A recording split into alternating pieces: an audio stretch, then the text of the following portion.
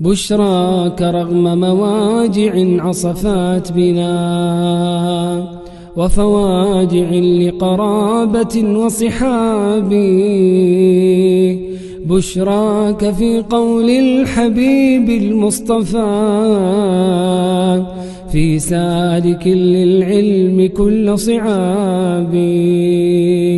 هذا طريق للجنان فيا لها من ميتة تطفي غليل مصاب. وكذاك جاورت النبي بأرضه فانعم بخير الواحد الوهاب. نستودع المولى معاذا واللقاء في جنة وبصحبة الأحباب.